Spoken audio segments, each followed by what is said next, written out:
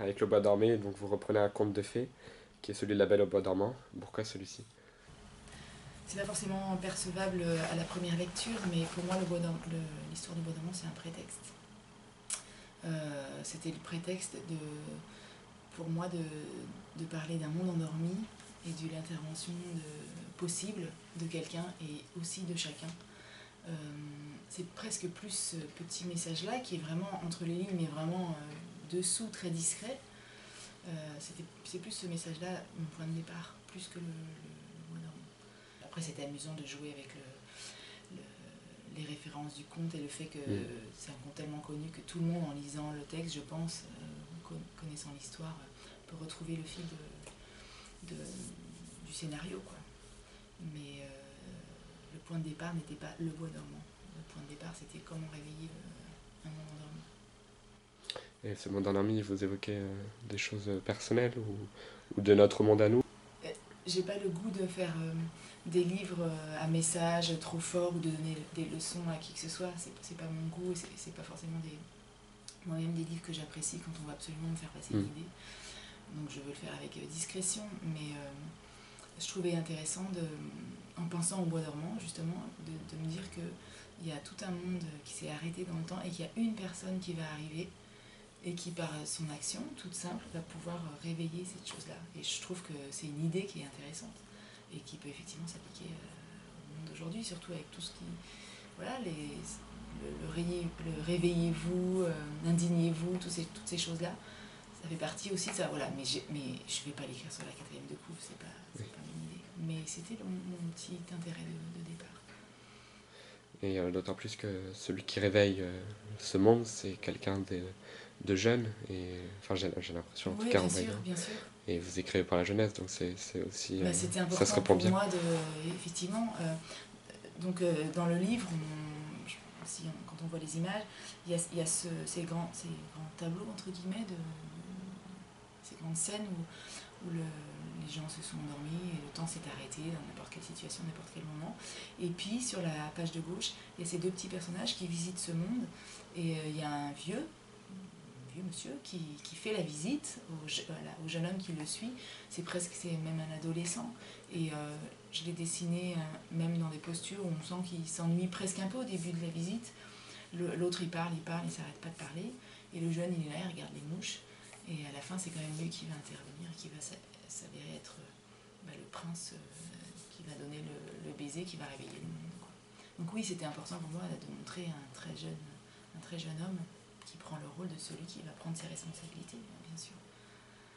Et moi, comme je l'interprétais aussi, j'ai aussi l'impression que ce qui le motive à y aller, c'est qu'il croit aux histoires qu'on lui raconte, il croit à ce conte. Et à un moment, le vieux monsieur, justement, il lui dit mais est-ce que tu y crois encore, toi? Et puis il le voit partir, et je trouvais ça assez fort. Oui, c'est vrai, mais bon après, mais c'est super alors si on comprend ça. C'est vrai que c'est ça, c'est est-ce qu'on peut croire encore que chacun peut faire un petit acte, un petit geste pour agir autour de soi. Est-ce qu'on a tout simplement, est-ce qu'on a l'espoir d'un réveil ou d'un jour meilleur, ou est-ce qu'on l'a plus? Voilà, encore une fois, je trouve ça très lourd de le prononcer, ces choses-là, de le théoriser, mais c'est effectivement le message, entre guillemets, qu'il y a entre les lignes, j'espère.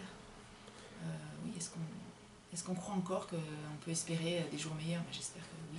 Donc votre technique de dessin, si je me trompe pas, c'est toujours traditionnel? Je préserve une technique, mais je trouve ça fou en même temps qu'on dise traditionnel. De toute façon, c'est la main qui dessine, et c'est vrai que moi je le fais sur du papier, et je ne produis pas d'image virtuelle, entre guillemets, sur un écran d'ordinateur. Il n'empêche que même sur ordinateur, les dessinateurs vont produire une image et bel et bien la dessiner, la concevoir, l'avoir en tête.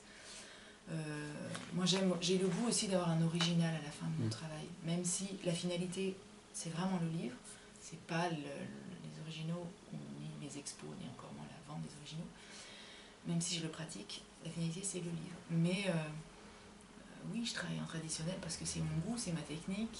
Je trouve ça trop dommage d'avoir une image qui est toujours flatteuse en plus sur un écran, une fois qu'elle est ramenée sur du papier, qui descend en luminosité, etc. Donc au moins l'original, j'ai un rapport plus proche avec le bouquin. Et puis c'est ce ce que je pratique, c'est ce que j'aime, et c'est plus risqué de travailler sur papier.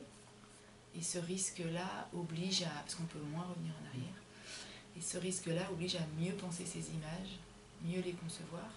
C'est vrai que ça se raréfie pas, mais quand même, les gens partagent un peu leur camp, et moi je reste dans ce camp-là définitivement, que ce soit pour des contes classiques ou pour des choses très modernes, je ne changerai pas. Vous faites aussi beaucoup de recherches, de brouillons. Après, je vais assembler les choses. Alors là, je passe par une étape des fois d'ordinateur, parce que c'est plus facile de faire glisser les éléments les uns sur les autres, mais je vais recracher le crayonné final, recadrer bien, j'ai pu mettre en place aussi bien que je pouvais, et après produire et réaliser l'image en couleur. Donc oui, il y a pas mal d'étapes. Je fais même des fois des petites pochades colorées sur ordi pour le coup, parce que c'est vrai que ça va très vite. Tac tac, ça me permet d'avoir une harmonie, une lumière, de voir à peu près où je vais, et c'est un support, une base sur lequel je peux me reposer pour le réaliser à la main après sur papier. Avec Le Bois dormé, vous passez chez Sarbacane. Oui. Et pourquoi arriver chez Sarbacane avec cet album? Cette année, c'est la 20e année, la 20e rentrée littéraire, entre guillemets, le 20e automne, où je publierai un livre. Mon premier livre est sorti en 1996, donc c'est pas trop jeune. Donc pendant 20 ans, j'ai été relativement fidèle à un éditeur, en l'occurrence Gauthier Langros, chez Hachette. J'ai pas eu d'exclusivité, jamais. J'ai fait des petits virages avec d'autres éditeurs. J'avais travaillé pour le Père Castor, pour des éditeurs qui m'ont, voilà, ailleurs, enfin. Mais j'ai été relativement fidèle à cet éditeur-là pendant 20 ans. Et bon, c'est pas facile de retrouver toujours une motivation.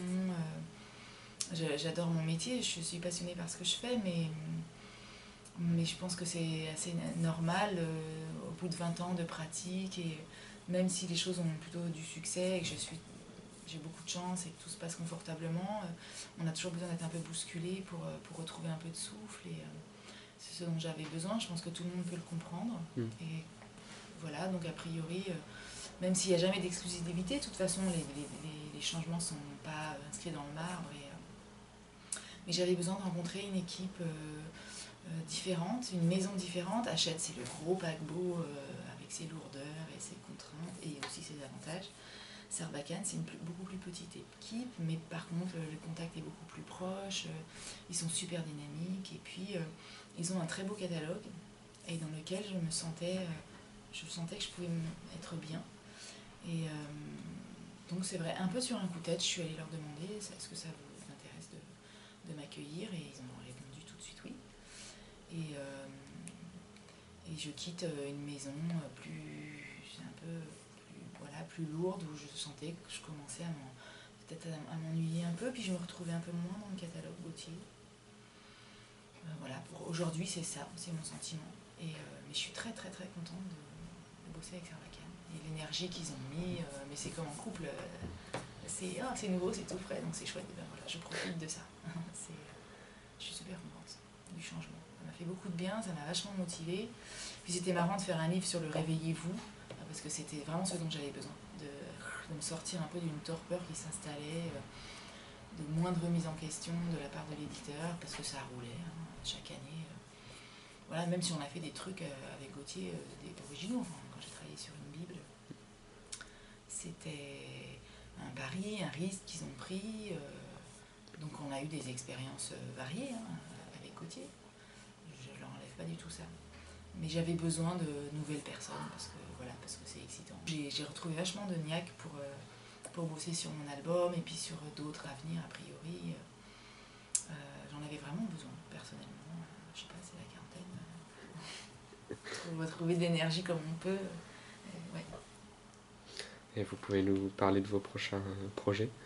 Je vais retravailler à nouveau avec Sarbacane pour un album l'année prochaine, où j'aimerais renouer avec quelque chose que j'ai jamais pratiqué franchement, ou peut-être vraiment à mes débuts, mais un livre de pur plaisir d'un monde destiné à l'enfance. Comment dire, on fait tous plus ou moins maintenant, enfin un certain type d'illustrateurs. On travaille sur des livres à plusieurs entrées, on prétend, on dit, et c'est vrai, que les livres typiques du Bois dormait, c'est pour les enfants, certes, mais il y a toujours plusieurs couches de compréhension, que les adultes peuvent trouver leur compte, etc. Et là, j'avais envie de quelque chose de plus franchement proposé aux enfants, parce que petit à petit, je m'éloignais de ça, et je me dis que c'est pas forcément bien. J'ai pas envie qu'il y ait de second degré, j'ai pas envie qu'il y ait de cynisme, je pense pas en avoir jamais mis dans mes bouquins, mais qu'il y ait trop de... J'avais envie de quelque chose de frais, et je vais me diriger vers un livre où les personnages déjà seront a priori des animaux, ce que je n'ai jamais fait, ou vraiment il y a très longtemps. Et donc on va travailler sur un projet comme ça. Sinon, personnellement, je travaille sur des projets, mais donc c'est plus avec Sarbacane a priori, mais franchement pour adultes, de BD. Voilà, puis à côté je fais plein de trucs, de l'anime, des choses comme ça. Et puis la BD pour adultes, où là pour moi ça remet vraiment énormément de choses en question, puisque je travaille aussi comme scénariste. Et je pense d'ici 2 ans, si tout va bien, 3 ans, je devrais sortir mon premier projet. Et vous aviez commencé à travailler il y a quelques années, il me semble, avec Marc Le Tan sur un dessin animé. Le projet film d'animation, c'est un projet qui est encore en cours. C'est très long de financer tout ça. Je travaille avec un producteur qui a développé, on a travaillé sur un teaser déjà, donc on a fait une première partie du développement du film, mais après moi je le laisse se débrouiller, se dépatouiller avec la mise en place du financement du projet. Alors ça, c'est 2 pas en avant, 3 pas en arrière, et c'est très compliqué, c'est très long. Il y a les chaînes de télé qui donnent leur avis, le CNL, le CNC qui intervient, etc. Il faut convaincre énormément de gens, les gens changent, les postes changent, et en ce moment le conjoncture est relativement difficile pour l'animation. Donc ça prend un temps fou, voilà, ça avance, ça recule. Quand les choses seront mises en place, on pourra continuer, mais là on est en arrêt sur ce projet. Et j'ai tellement d'autres envies en édition à côté que je m'y sens tellement bien, et c'est tellement plus simple que j'ai pas d'attente particulière sur ce projet. C'est un bonus pour moi. Mais il n'empêche que je travaille quand même en animation. Là récemment, hier justement, on m'a dit qu'il y avait un projet qui marchait des courts-métrages pour la télé, des choses comme ça. Donc il y a toujours des projets. Je suis en développement aussi sur un autre projet de long-métrage, une autre boîte, enfin. Mais c'est des projets de très très longue haleine.